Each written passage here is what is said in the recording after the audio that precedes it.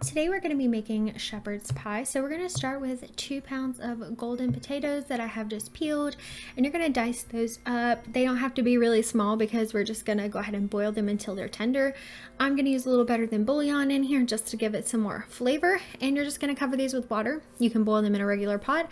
I am just going with my Instant Pot here because I have it, and I did it on 5 minutes. So set that aside, and while that's going, we're going to add a little water to a skillet. We're also going to add in 1/3 of a cup of diced onion and some garlic. I've got about 3 cloves of garlic here. Use as much garlic as your heart desires. And then you're just going to saute that for a few minutes until nice and fragrant and it starts to soften. We're going to add in then some carrots, but we're going to make this slurry just to set aside of cornstarch and water because you're going to need that in a minute. So while that was softening, I went ahead and did that. We've got some mushrooms going in. This is 8 ounces of baby Bella mushrooms that I've just chopped up, and those beautiful carrots. There is a cup of just cut up carrots going in as well. And we're just going to go ahead and stir this, let this saute for a few minutes. I've added a little bit of salt on top just so that the water comes out of the mushrooms. So you're going to let that cook down. Once that's cooked down, we're going to add in a can of brown lentils that have been rinsed and drained. It is just a can of lentils, nothing special about it.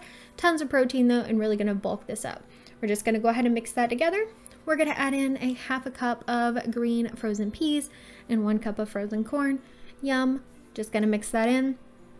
It's going to cook really quickly, so no need to worry about that. Then we're going to add in just some fresh rosemary. I had this in my garden. If you don't, no big deal. Add what you like. I also added some dried thyme and dried oregano and salt and pepper. Salt and pepper to taste, so season till you like how it tastes. And so then next we're going to actually start working on our gravy in just a second. So if you didn't have that slurry, you can go ahead and get that made to the side. And yeah, just season that up how you like. And then for this, the gravy is really simple. We're just going to add some water in here. And then we're going to also add in some better than bouillon broth base. Mix that together, make sure that broth is dissolved. And then once that is all mixed together, broth is dissolved, you're going to go ahead and pour in that cornstarch slurry. You're going to mix that in really well.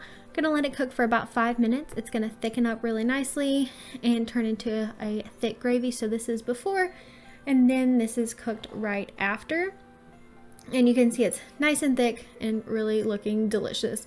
Now we're going to make those mashed potatoes. So I'm just adding some fresh chive to my cooked and drained potatoes. And I've set aside the water just a little bit just in case we need it. But I'm just going to add some soy milk, salt, pepper, and garlic powder. Keeping it really simple. Make your mashed potatoes however you like. You do want them to be a little bit on the thicker side though, so that they go on top of this pie really smoothly. I did forget to show you guys me actually putting the vegetables and mashed potatoes on top to build the shepherd's pie, but that's all you do. You put the base from the skillet, the vegetables and all that, add your mashed potatoes. Now what you're going to do is take a fork and kind of score up these mashed potatoes. And what you're doing is making these ridges, and that is what's going to brown up in the oven. So you're going to put this in the oven at 400 degrees for approximately 20-25 minutes. Just keep an eye on it. When it's brown, you're good to go. Do recommend putting a pan under it though if it is full like mine, because the gravy did start to bubble out just a little bit. This is what it looks like when it's done. Absolutely delicious, gorgeous. My husband loved this. He gave it a 9.5 out of 10, which is really good. And it's beautiful. I feel like this would make a great dish to serve at holidays or, well, any time of year, of course, but definitely a crowd pleaser for sure. And it is super filling, super yummy, and really easy to make. So if you do make this, don't forget to tag me on Instagram at GishGetsFit so I can see your creations. But yeah, that's it. I hope you enjoy it. Thank you so much for watching, and I will see you in the next video. Bye.